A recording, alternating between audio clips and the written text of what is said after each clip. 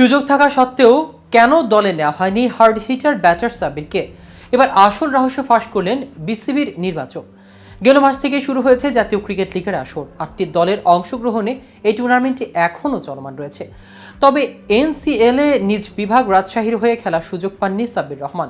দলটির তারকা ক্রিকেটার নাজুল হোসেন শান্ত, মুশফিকুর রহিম, তৌহিদ হৃদয়রা না থাকার পরও ডানহাতি এই ব্যাটারের সুযোগ মেলেনি। কিন্তু কেন?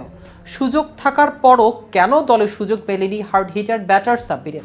বিষয়টি নিয়ে এবার সরাসরি মুখ খুললেন বিসিবির নির্বাচক আব্দুর রাজ্জাক। বিষয়টি নিয়ে আরও বিস্তারিত থাকছে প্রতিবেদনের বাকি অংশে। কেটিভি ক্রিকেট চ্যানেল থেকে আপনাদের সাথে আছি আমি মাহমুদ রহমান সিয়াম।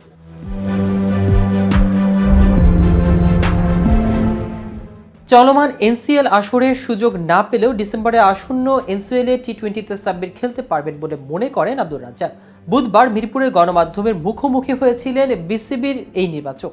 এ সময় সাব্বিরকে নিয়ে রাজ্জাক বলেন, সাব্বিরকে লঙ্গার ভাষণের জন্য ওরা নিতে চায়নি ওদের কোচ বা ক্যাপ্টেন। এক্ষেত্রে আমরা তাদের পুশ করতে পারি না। আমার মনে হয় সাব্বিরকে টি-20তে নেবে, আমি মোটামুটি শিওর। দেশের ক্রিকেটাররা এখন বাকি দুই ফরম্যাট থেকে টি-20 ফরম্যাটকেই বেশি গুরুত্ব দেয়, যা অবাক করেছে রাজ্জাককেও। টি-20কেই বর্তমানে খেলোয়াড়রা ক্রিকেট মনে করছেন দাবি করে রাজ্জাক বলেন, সবাই টি-20 খেলার জন্য খুবই উদ্গ্রীব। সবাই টি-20কে ক্রিকেট মনে করছে। যদিও আমার কাছে মনে হয় বিপিএল এর চেয়েও হয়তো প্রিমিয়ার লিগে বেশি আয় করে ক্রিকেটাররা। তারপরও কেন জানি টি-20তে সবার একটা বাড়তি আগ্রহ আছে। প্রসঙ্গত, এনসিএল টি-20 টুর্নামেন্টে মাঠে গড়াবে আগামী 11 ডিসেম্বর। 23 ডিসেম্বর নতুন এই টি-20 টুর্নামেন্টের ফাইনাল অনুষ্ঠিত হবে। গ্রুপ পর্বের ম্যাচগুলো অনুষ্ঠিত হবে সিলেট আন্তর্জাতিক স্টেডিয়ামে। মিরপুর শেরেবাংলা স্টেডিয়ামের ফাইনাল ম্যাচ হতে পারে।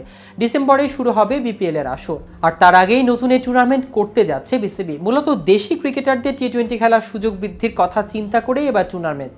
এদিকে প্রতিযোগিতামূলক ক্রিকেট থেকে বর্তমানে বাইরে থাকলেও নিজের মতো করে প্রস্তুতি নিচ্ছেন 48টি আন্তর্জাতিক টি-20 খেলার সাব্বির।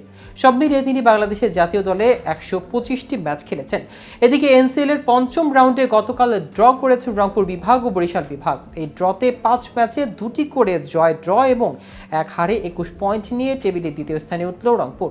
সমান সংখ্যক ম্যাচে 3 হার ও 2 ড্রতে 4 পয়েন্ট নিয়ে টেবিলের তলানিতে আছে বরিশাল। রাজশাহীর শহীদ কামরুজ্জামান স্টেডিয়ামে 1 উইকেটে 119 রান নিয়ে শেষ দিন খেলতে নামে বরিশাল। 9 উইকেট হাতে নিয়ে 133 রানে এগিয়ে ছিল তারা। ম্যাচের চতুর্থ ও শেষ দিনে বাকি 9 উইকেট আরও 239 রান যোগ করে বরিশাল। ম্যাচের প্রথম ইনিংসে 336 রানে অল আউট হয় বরিশাল। জবাবে 222 রান করে রংপুর। 2 ইনিংসে 70 এবং 88 রানের ইনিংসের সুবাদে ম্যাচ সেরা হন বরিশালের ইফতি। তো ভিউয়ার্স, ভিডিওটি সম্পর্কে আপনাদের কোনো মতামত থাকলে আমাদের কমেন্ট করে জানাতে পারেন। সাথে সাথে নিয়মিত ক্রিকেট আপডেট ও ইনফরমেটিভ ভিডিও পেতে কেটিভি ক্রিকেটের সাথেই থাকুন।